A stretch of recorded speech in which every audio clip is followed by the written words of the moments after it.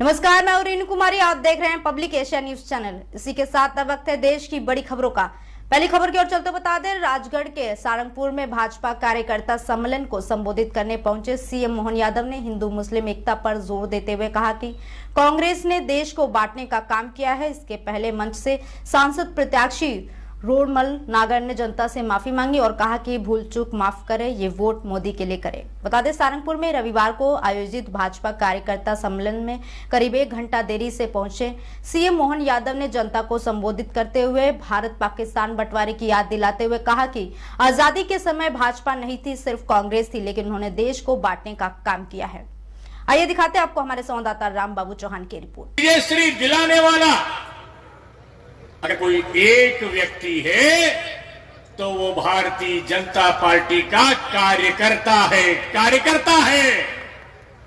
तय करना पड़ता है, नहीं तो नरेंद्र मोदी जी ने इस देश की तस्वीर और तकदीर दोनों को बदलने का काम किया है। विकास और कल्याण की राजनीति को घर घर तक पहुंचाने का काम किया है। ये वही देश है जब मनमोहन सिंह की सरकार इस देश में काम करती थी, रिमोट था सोनिया मैडम के हाथ में, केवल और केवल भ्रष्टाचार होता था। नरेंद्र मोदी जी इस देश के प्रधानमंत्री बने, उन्होंने कहा ना खाऊंगा न खाने दूंगा, और उन्होंने एक सुशासन वाली सरकार चलाने का काम किया। 10 साल में नाम लेता रहूंगा, माननीय अमरेश शर्मा जी, निर्मल जैन जी, धीरज सिंह चौहान जी, हमारा अच्छा कार्यकर्ता है। मैं तुम्हारी बात सुन के जाऊंगा, है ना, मेरे पास इधर सुना देना। सबसे पहले मेरी जानकारी में आया कि इस राजगढ़ जिले में असमय वर्षा हुई, फसलों की नुकसानी हुई, तो हमने प्रमुख सचिव को कहा है कि किसी भी किसान का कोई नुकसान नहीं होना चाहिए। प्रत्येक किसान का कोई भी नुकसान हुआ है उसका सर्वे करके मुआवजा, राहत की राशि, फसल का नुकसान भी, और अगर कोई पशु हानि या कोई अन्य नुकसान हुआ तो हमारी सरकार प्रत्येक को उसका अपना हक का हिस्सा सरकार के माध्यम से देगी। ये मैं निर्देश दे चुका हूं। हम सब जानते हैं परमात्मा की दया से आज बदलते दौर के समय में हम पहुंचे हैं। मैं पहले तो आपको धन्यवाद दूंगा, आपने अपने विश्वास को कायम रखा है। पहले कोठार जी थे और अभी गौतम टेटवाल जी है। पूरा जिला एक साथ भाजपा के पक्ष में आकर के प्रचंड बहुमत से आपने सरकार बनाई। मैं आपका हाथ जोड़ के आभार भी मानता हूं। पैर के जूते के बंद बनवा रहे थे, अब बंद बांधने में कौन आई? एक महिला बहन हमारी आंगनवाड़ी की कार्यकर्ता, उनके जूते के बंद बांध रही। मैंने कहा यार ये तो नहीं चलेगा हमारी सरकार। तो उन्होंने कहा वो बीमार थे, तो बीमार तो छुट्टी ले लेते, क्यों आए नौकरी पे? और अगर नौकरी पे आए और आप वीडियो भी बन रहा और आपके जूते के बंद बन रहे, तो ये तो आपको मालूम और उसको मालूम कि बीमार है। बाकी लोगों के मन में क्या आएगा कि एक बहन से कोई जूते बंधवा रहा और उसके सरकार आंख मीच के बैठी है। हमारी सरकार कभी माफ नहीं करेगी ऐसी घटना को। हमने तुरंत कार्रवाई की और उसका फैसला आया कि जब तक आप छुट्टी से अच्छे हो जाओ बीमार होकर के, तब आप काम पे आना, हम आपको काम पे नहीं रखेंगे। एक नहीं, दो नहीं, लगातार लंबी श्रृंखला, कितनी सारी बातें बताओ। हमने कहा कि हमारी सरकार संवेदनशील सरकार है, हम किसी का अपमान नहीं करना चाहते, हम सबका सम्मान कर रहे हैं, लेकिन कोई हमारे लोगों का अपमान करे, गरीबों का अपमान करे, महिलाओं का अपमान करे। अब कांग्रेस के लोग जब से सरकार बनी थी उसके पहले से चिल्ला रहे थे ये लाडली बहना खाली चुनाव तक है, फिर बंद कर देंगे, बंद कर देंगे, बंद कर देंगे। हमने कहा तुम बोलते रहो, हम बढ़ाते रहेंगे, बढ़ाते रहेंगे, बढ़ाते रहेंगे। वो सारे के सारे पैसे बहनों को मिल रहे हैं, कोई योजना बंद नहीं करी। बहनें आप सब पीछे बैठी है, आप चिंता मत करना। पहले 10 तारीख को दे रहे थे, अब तो 5 तारीख को ही आ गया। आने वाले समय में वो 1 तारीख को आ जाएंगे। ये महिलाओं की सरकार, बहनों की सरकार, गरीबों की सरकार। हम किसी के पैसे बंद करने वाले। बीच में आया भैया गेहूं के पैसे, हमने कहा तुमने तो कुछ दिए नहीं थे, ये तो हमारी सरकार ने चालू करो। याद करो कांग्रेस की सरकार को, जिनकी सरकार में किसान मंडी में जाकर के बेचने के लिए उसके अलावा कोई रास्ता नहीं था। ये तो भाजपा की सरकार आई, गांव गांव में तोल कांटे खुल गए, खुले के नहीं खुले। आधे वर्ष तो मंडी जाना ही भूल गए कि मंडी भी कोई जगह होगी। ताली बजा भाजपा की इस भावना के लिए। और हमने गेहूं के मामले में निर्णय किया, 5 साल के लिए हमने फैसला किया है। और आज इस साल तो 125 रुपए चालू करा, 2275 और 2400 और अगले आने वाले समय में फिर 125 देंगे और फिर वो 100 रुपए बढ़ाएंगे। कितने हो जाएंगे भाई साहब? 125 और 125 फिर मिल गए तो कितने हो जाएंगे?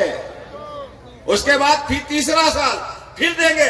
अरे तुम देखते रहो, हमने 2700 के हम 3000 तक गेहूं खरीदेंगे, किसी किसान को पीछे नहीं हटने देंगे।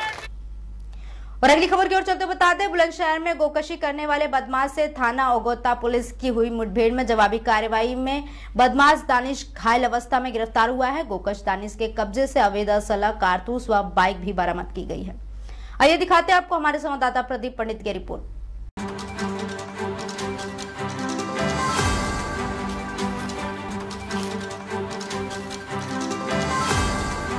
आज दिनांक 7/4/2024 को थाना ओगोता पुलिस द्वारा शाहनगर चौराहा पर चेकिंग करी जा रही थी।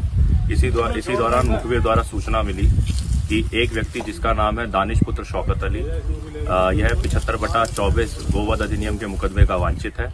वह अपने गांव अहमदपुर टांडा से शाहनगर की तरफ आ रहा है। इसी सूचना पर थाना ओगोता पुलिस द्वारा कार्रवाई करी गई। आने वाली बाइक, संदिग्ध बाइक को पुलिस द्वारा रोकने का प्रयास किया गया। अपने आप को पुलिस द्वारा घिरा हुआ पाकर यह व्यक्ति बाग की तरफ भागा। पुलिस द्वारा इसका पीछा किया गया। कच्चे रास्ते पर इसकी बाइक फिसल गई। अपने आप को पुलिस द्वारा घिरा हुआ पाकर इसने पुलिस पार्टी के ऊपर फायर किया। आत्मरक्षार्थ की फायर में यह व्यक्ति घायल हुआ। इस व्यक्ति की पहचान हुई है दानिश पुत्र शौकत अली, जो 75/24 का वांछित है। पुलिस को प्राथमिक उपचार के लिए इसको भेज दिया गया है एवं अग्रिम विधिक कार्रवाई की जा रही है। और अगली खबर की ओर चलते बता दें, इंडिया एयरलाइंस के नेताओं ने प्रेस क्लब में प्रेस वार्ता कर हरिद्वार सीट से कांग्रेस प्रत्याशी वीरेंद्र रावत के पक्ष में अभियान चलाने का ऐलान किया है। प्रेस वार्ता में शामिल इंडिया एयरलाइंस के घटक दल कांग्रेस, आम आदमी पार्टी व सपा के प्रतिनिधियों ने केंद्र सरकार और भाजपा पर लोकतंत्र और संविधान पर आघात करने, ईडी, सीबीआई, इनकम टैक्स आदि एजेंसियों का दुरुपयोग कर विपक्ष को दबाने का आरोप लगाया है। आइए दिखाते हैं आप नेता नरेंद्र शर्मा ने क्या कुछ कहा है। इंडिया गठबंधन जिंदाबाद, इंडिया गठबंधन जिंदाबाद, भारत माता की जय।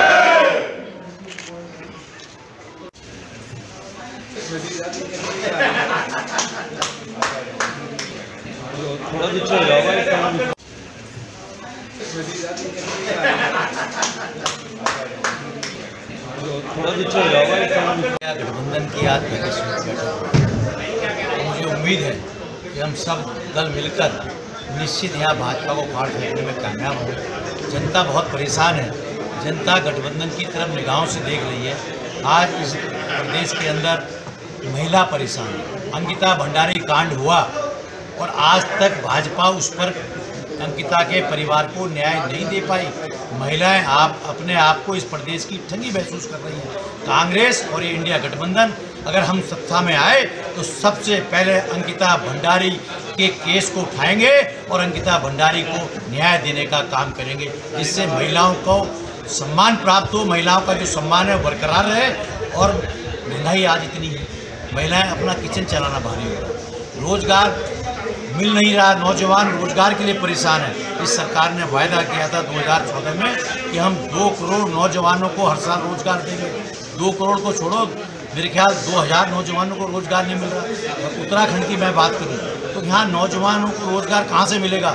हमने सिटकुल लगाया था, आज सिटकुल की फैक्ट्रियाँ उजड़ रही हैं। एक फैक्ट्री भाजपा ने अपने आज आपने देखा होगा कि आज जो इंडिया गठबंधन की संयुक्त प्रेस वार्ता हुई है, यहाँ देखो, उसी को लेकर हुई है। अब हमारी आज के बाद कल से जो हमारी रणनीति है हम उस पर काम करेंगे, क्योंकि यहाँ इस लोकसभा में 14 विधानसभाएं आई हैं और 14 विधानसभाओं में हमारे प्रत्याशी लड़े हैं आम आदमी पार्टी के, और लगभग जो उनका एवरेज रहा कहीं 6000, कहीं 7000, लगभग 1 लाख वोट पे बैठती है। तो ये कहीं ना कहीं इसका लाभ इंडिया गठबंधन को के प्रत्याशी को मिलने वाला है। तो आज हम बैठ के इसके बाद हमारी जो आम आदमी पार्टी की एक बड़ी बैठक भी है और उसके बाद हम बैठकर इस तरीके से हमें गठबंधन के प्रत्याशी को जिताना है, उस पर हम काम करें। लेकिन ऐसा जाना है उसको तो कोई रोक नहीं पाएगा। अब रही मेरी बात, मुझे तो जिस दिन से मैंने आम आदमी पार्टी ज्वाइन करी उससे चुनाव खत्म होने के बाद 2017 का 22 का चुनाव खत्म होने के बाद उसी दिन से कयास लगाए जा रहे थे कि आज गया। आपके सामने बैठा हूँ इंडिया गठबंधन की मीटिंग में। तो अब इसका तो कोई इलाज नहीं है ना। अब जिसको काम करना है वो काम करेगा, जिसको जाना है उसे कौन रोक देगा? जाने वाले को कौन रोक सकता है? और अगली खबर की ओर चलते बता दें, गुजरात के कच्छ में 5000 साल पुरानी हड़प्पा सभ्यता के अवशेष पाए गए हैं। साल 2018 में पुरातत्व वैज्ञानिकों की एक टीम ने कच्छ के जूना खटिया गांव के नजदीक एक 500 कब्रों वाले कब्रिस्तान की खोज की थी। इसी कब्रिस्तान से हड़प्पा काल की 5000 साल पुरानी बस्ती के अवशेष खोजने में मदद मिली थी। और आखिरी खबर की ओर चलते बता दें, दिल्ली उत्पाद शुल्क नीति मामले में राउज एवेन्यू कोर्ट से वीआरएस नेता के कविता को बड़ा झटका लगा है। कोर्ट ने उनकी अंतरिम जमानत याचिका खारिज कर दी है। तेलंगाना के पूर्व मुख्यमंत्री के चंद्रशेखर राव की बेटी कविता ने अपने नाबालिग बेटे की स्कूल परीक्षाओं को आधार बनाकर अंतरिम जमानत मांगी थी। शराब घोटाले मामले में ईडी के रिमांड के बाद से वह न्यायिक हिरासत में है। ऐसी ही तमाम जानकारी के लिए देखते रहें पब्लिक एशिया न्यूज चैनल। नमस्कार।